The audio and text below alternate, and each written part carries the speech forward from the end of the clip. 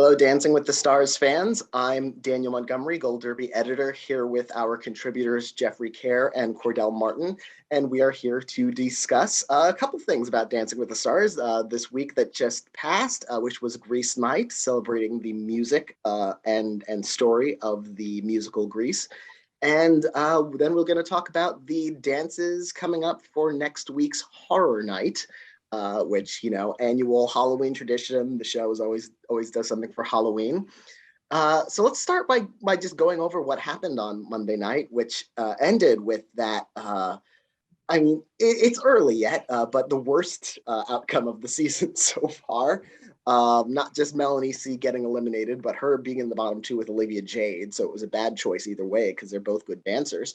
What did you think about that, Cordell?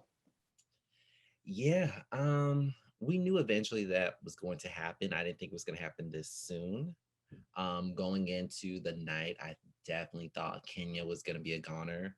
But like we talked about last week, I said as long as Brandon, turned it up the sex factor a notch with her rumba. I mean, it was a very steamy rumba, definitely her best performance of the night. So for her to escape the bottom two was really shocking. Then you have those guys that have been at the bottom of the leaderboard, and we know that obviously they have a strong fan base. So it was for me going to be a test to see whose fan base was the weakest out of the four, but clearly that wasn't the case. Um, it was really sad for me to see Melanie C leave. I thought she was a fantastic dancer. Definitely would have loved to see her go all the way. Um, I, I felt that her and Gleb just wasn't the best pairing. I felt like he didn't really bring out the best out of Melanie. And then Olivia, with her being a controversial star, I kind of knew that, she wouldn't have the strongest fan base, but her dancing has been really great over the past couple weeks. And then with Val's, fan base of his own, I thought maybe they would escape the bottom two for a little bit longer. So to see her in the bottom two doesn't bode well for her chances in terms of taking home the Mirrorball trophy. Yeah. What did you think about that result at the end of the night, Jeffrey? Well, I echo everything Cordell just said, and yeah, I was definitely happy to see Kenya survive making it into the bottom two. I mean, I thought she and Brandon gave a skillfully tender performance this past week.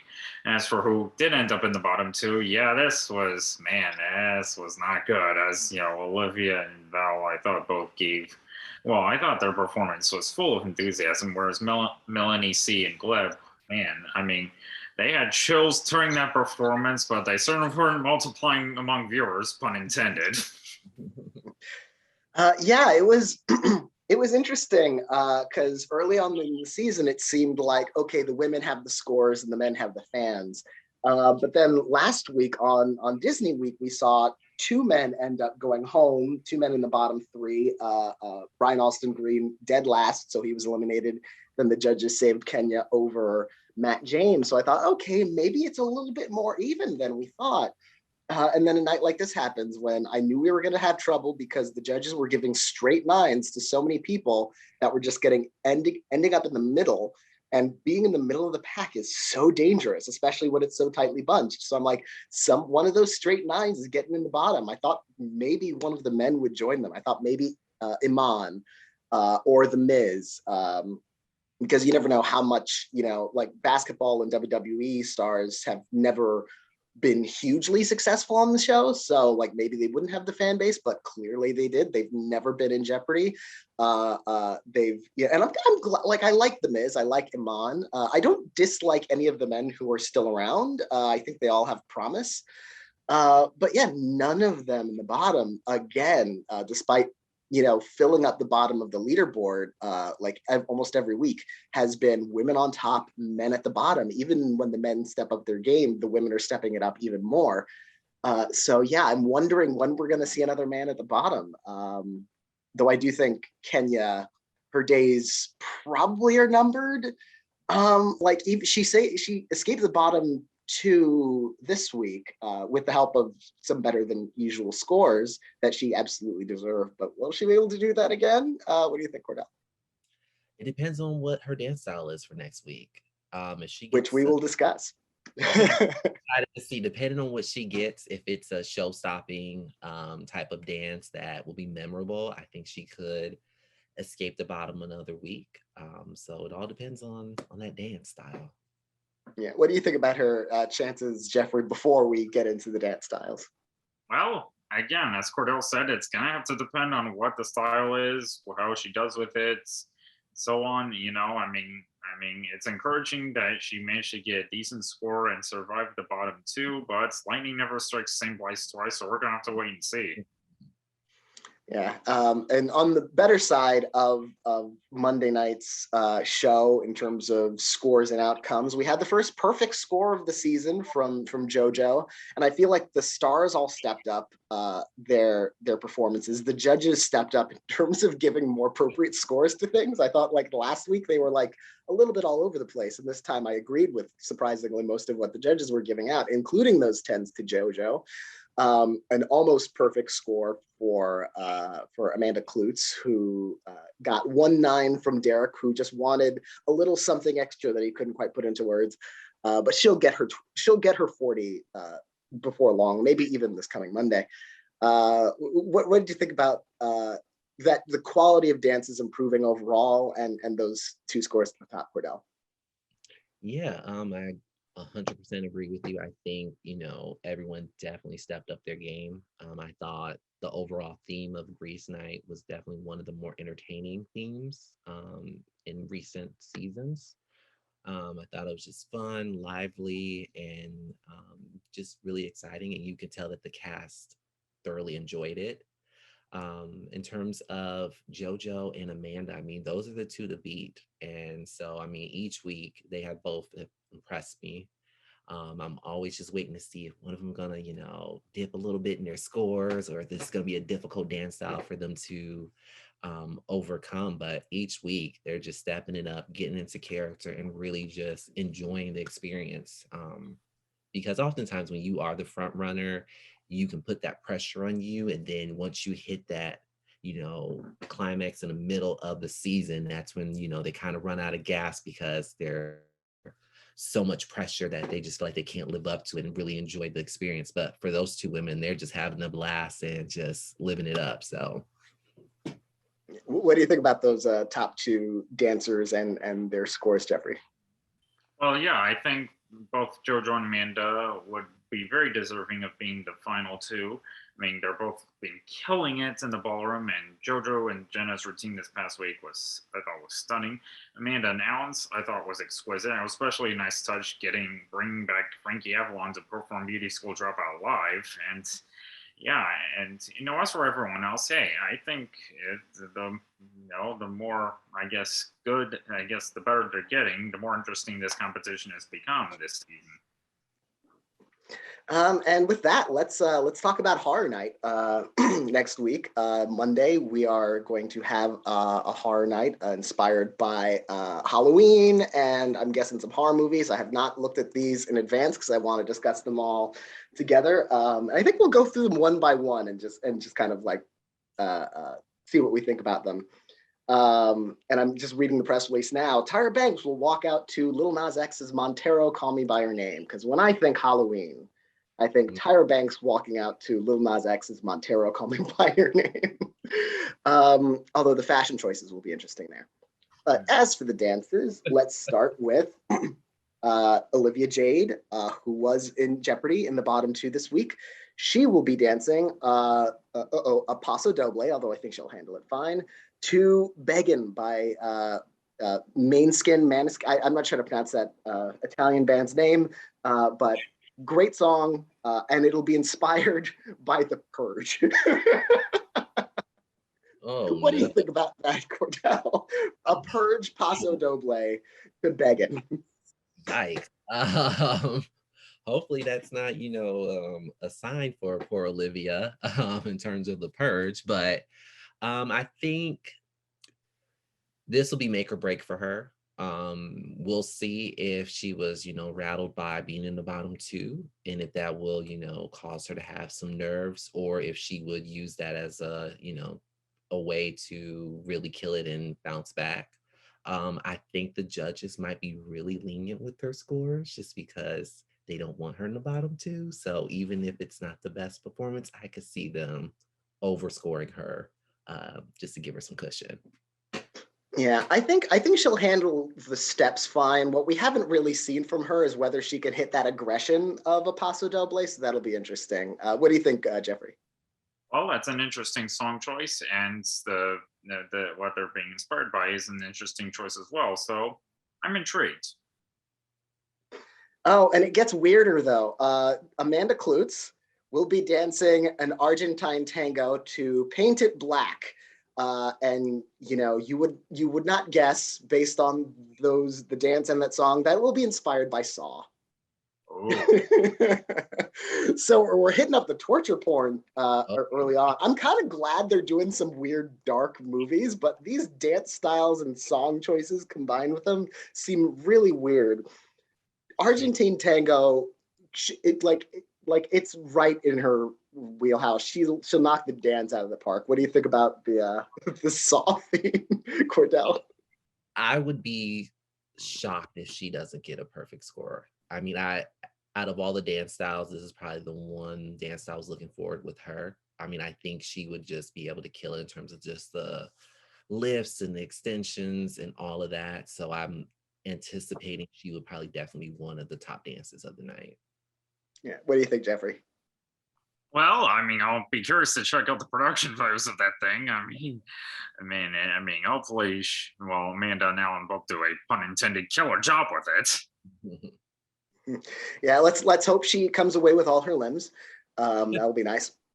Then we've got, speaking of perfect scores, JoJo Siwa, who got a perfect score on Grease Night. She'll be performing, and this is another weird one, a jazz routine to Anything Goes by District 78 featuring Patrice Covington, inspired by It. And if JoJo isn't Pennywise, I'm going to be sorely disappointed.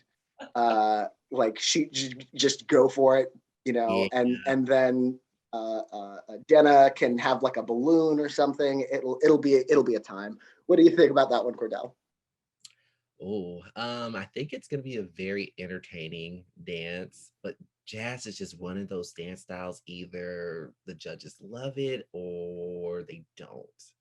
Um, I can see them just because they're rarely consistent week to week, probably knocking her down a few notches on the scores.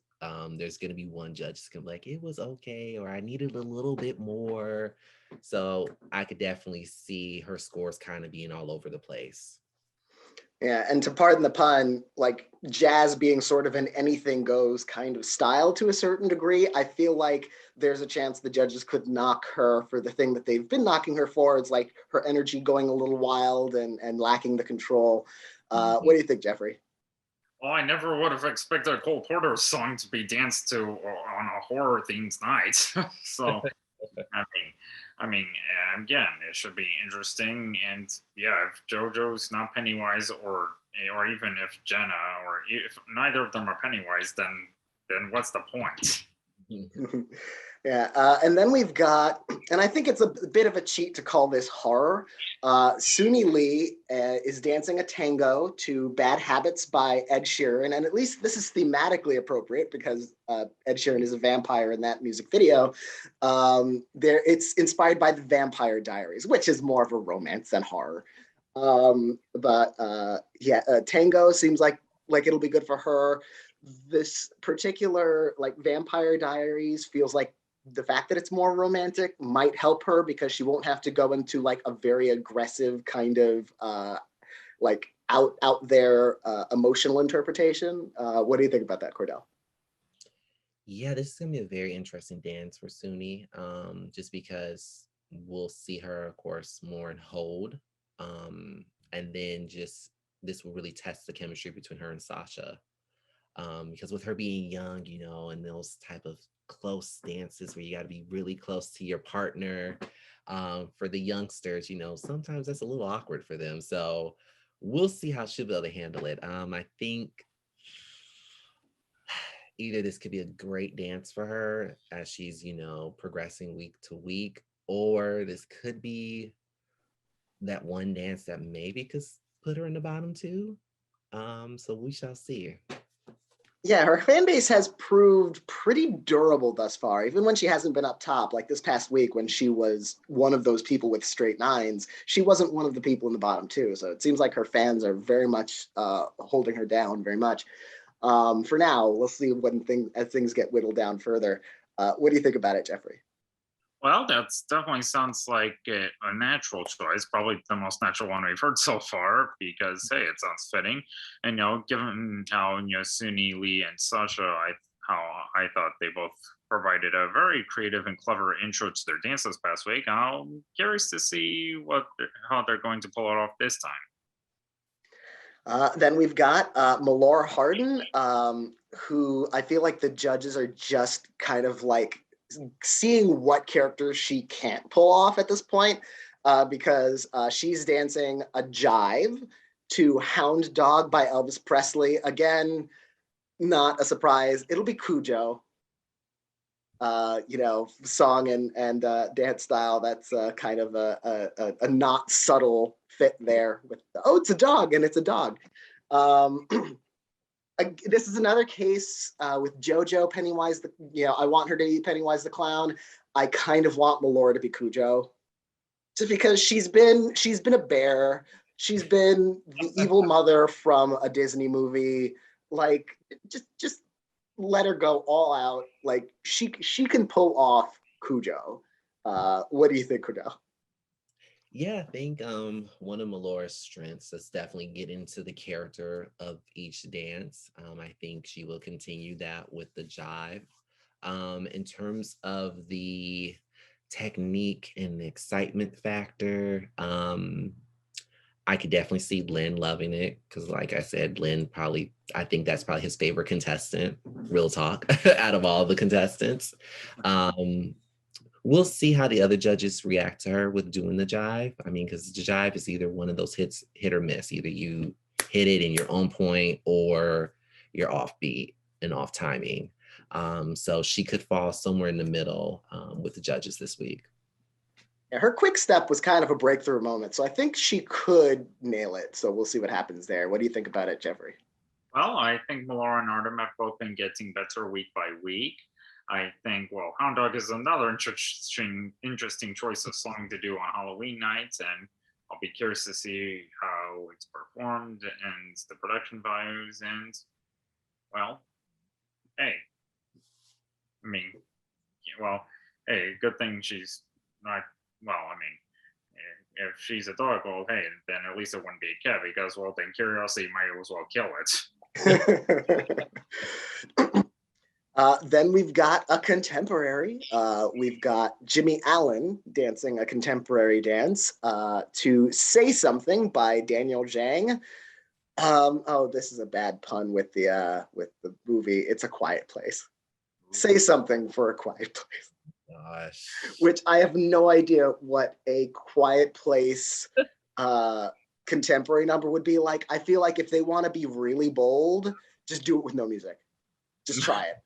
See what happens. It would be bold and it would be new. I don't know if it would work, but it would be new, and I'd be interested to see that. What do you think about it, Cordell? Oh, this is gonna be very interesting. Contemporary like jazz, just one of those free for all type of dances. I think if he's able to tap into an emotional connection, just like he did last week with the birth of his child, I think he will continue just to, tug at the heartstrings of the viewers at home. But it's getting really tight in the competition too. And he could also, fall through the cracks and might make the bottom two. So we'll see how this contemporary really helps Jimmy out this week. What do you think, Jeffrey? Well, A Quiet Place is an interesting choice to do for a theme in a Dancing with the Stars night, but I do agree with what Cordell said, where the emotions Jimmy's gone through with his wife recently giving birth to their latest child, and that's honestly parenthood is honestly a theme in the Quiet Place movies, and I agree with you, Daniel, that I'm not sure how routine with no music could work, but Well, hey, at least no monsters would come out to kill him by the end. Depending on how good the dance is, then the monsters might be at the judging table. Ooh, shady. Then we've got Iman Shumpert, who is also dancing a contemporary, which I think would help him because he could just hold Daniela up the whole time. That would just be no problem. To I Got Five on It by Loonies featuring Michael Marshall, inspired by Us, the Jordan Peele film. I'm not familiar with that song, but I kind of like the idea of an Us-inspired contemporary number.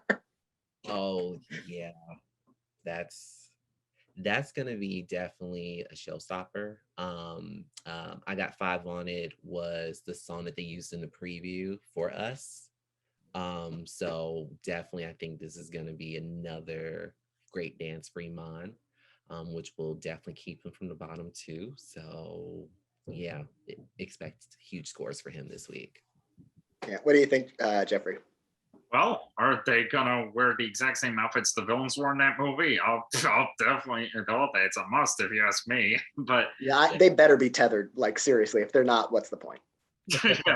yeah. Other than that, yeah, I'll be very curious to see how it all comes together and how they pull it off. Yeah.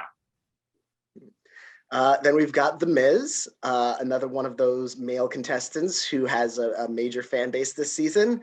But he's got a Paso Doble as well, which, again, like I think he's probably the best, if not, he's one of the better men in the competition, but I don't know how he'll handle a Paso Doble because it's a very technically difficult dance. And he'll be dancing to Wicked Games by Rain, inspired by Hellraiser. Oh. I'm First of all, I just recently saw Hellraiser for the first time, sort of crossing things off my horror movie classics list, this Halloween season, and I really want to see this dance a lot. If it's bad, it'll still be fun. What do you think, Cordell? I definitely think he will embrace the character. So I'm, to your point, definitely just looking forward to that aspect. The Paso, usually the judges are more lenient on men for the Paso, just because it's the more masculine dance style and it doesn't require too much from the men. I mean, it is technical, but you have the theatrics and all of that. You can kind of mask some of the limitations for the male dancers, male celebrities. So I definitely think this will probably be a bounce back for him, since he had low scores last week. Yeah, and part of me feels like they gave this to him because he's been like the king of like the makeup roles Yeah. this season. He went all out on being the genie from Aladdin. He was Scar from The Lion King, and now I'm just imagining he's definitely Pinhead. There's no way that's not going to happen. What do you think, Jeffrey?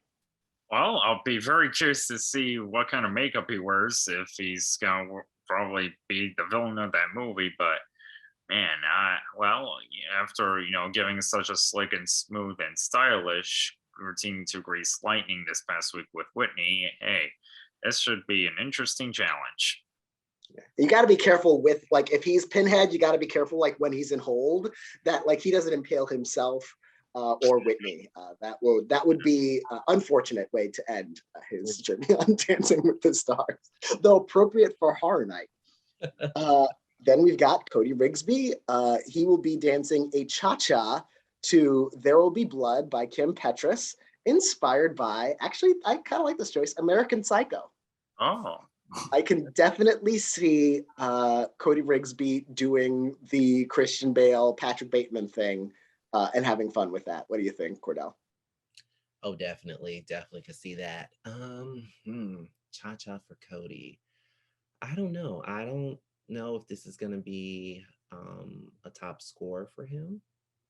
Just because I think with the Latin dances, he's kind of struggled, at least in the judges' eyes. So hopefully he can really have a great night. If not, he can definitely be a possible contender for the bottom two. What do you think, Jeffrey?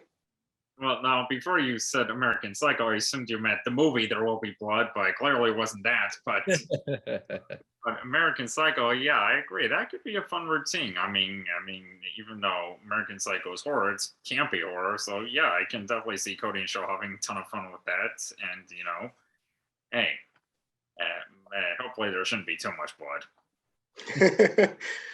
And then we've got the fateful last name on the list. I don't know if she's performing last during the night, but that's how she's listed here. Kenya Moore, who we were talking about earlier. So this is a very fateful dance.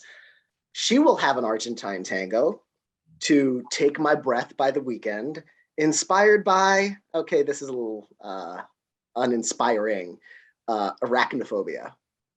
So just like spiders. I really like the idea of her doing an Argentine tango to Take My Breath, but I'm not sure I'm excited about the arachnophobia angle. What do you think, Cordell? Yeah, that's gonna be very interesting. I think the dance style will definitely be great for Kenya in terms of continuing um, setting herself apart from the rest of the pack because Argentine tango is definitely one of those crowd pleasing routines if done right. So I think as long as her and Brandon just brings the heat, she could escape the bottom two for the second week in a row. So good luck, Kenya. And that one, I'm predicting that Brandon will be the spider. I do not think he will put her in a spider costume. What do you think, Jeffrey? Yeah, or granted, Brandon could be the spider and she could probably be one of his legs, but I don't know. But, yeah. That would be an interpretation. I wouldn't be mad at that. Yeah. But in terms of, well, I think it should be interesting. I mean, maybe it's a good thing she's going last to see if she can get out of her fear of possibly being then the bottom two. But well, again, I guess like with everyone else, I'm very curious to see what the production values will be like, how they're going to pull off their moves and such. So, hey, hopefully, this past week was no fluke for Kenya and that she's able to survive another week. So with these dances in mind, who do you think would, like, sight unseen, just considering where they've been and the styles of dances they're doing, who do you think would be the bottom two, Cordell? Oh gosh. This is tough. I would say unfortunately Kenya is a contender just because of her track record thus far. And right now I'm kind of torn between three other contestants. I could see either Jimmy or Cody joining her or being both in the bottom two, and maybe Suni. I think Olivia might either get, a bump from her fans and will be safe, and maybe the judges will kind of pad her score, or she could also be in the bottom two again. But I think those are the people I could see making the bottom two. What do you think, Jeffrey? Well, I agree with a lot of what Cordell's just said. Yeah, I can definitely see Kenya being in danger, Cody as well, maybe Jimmy Allen. And well, yeah, and I do, and in fact, in my current Gold Derby predictions, and number one, who I think will be in the bottom but safe. Well, I mean, I guess, yeah, again, I just bet so it could change. But Olivia Jade, yeah, I can if she gets in the bottom two again, I can see her. They're just saving her again, but let's just hope she stays away from that. Yeah, I'm prone to think Kenya Moore will probably end up in the bottom again, and whether she stays or go depends on who she's in the bottom with. If she's in the bottom with Olivia Jade, I think the judges save her again, Olivia Jade again, especially since Kenya, it'll be her third time in the bottom, so I don't think they're going to defy the fans that many times, because they did that with Allie Brooke, and I feel like the backlash to that was not great, like when they brought her to the finals after she'd been in the bottom 3 times. So I think that would be bad news for Kenya, but depending on how the scores go and how the votes go, I could see her ending up in the bottom with Cody. Cha-cha may not be his strongest dance. Who knows what the fan base will be like, how they'll respond to it. If he just like has a bad night and ends up in the bottom 2 for the first time, I don't see a scenario where they save him over Kenya, given what Kenya has done in previous weeks, unless Kenya has just a bad night as well, which is always possible. Mm-hmm. So I think Suni will escape the bottom two. I think Jimmy and Iman will stay out of the bottom two because of the contemporary, especially. I think the Miz could be on the bubble there, especially with the Paso Doble, which has been cursed this season with the dancers who aren't like at the top tier. So that's one to watch for. And the Miz is another one. If he's in the bottom with Kenya, I don't know that they save the Miz. So for the women at this point, I think it's just a matter of being in the bottom with the men to get the men out of there, because then the judges make the decision. But we'll see what happens. And I want to thank you, Cordell and Jeffrey, again for joining me as you do every week, and you join me for the live blog every week. And I want to thank everyone for watching and for listening to us talk about what happened and what is to come. And we will be back next week to discuss what happened on Horror Night, whether it was truly horrible or if it had a happy ending for us anyway. Until then, we will see you next week.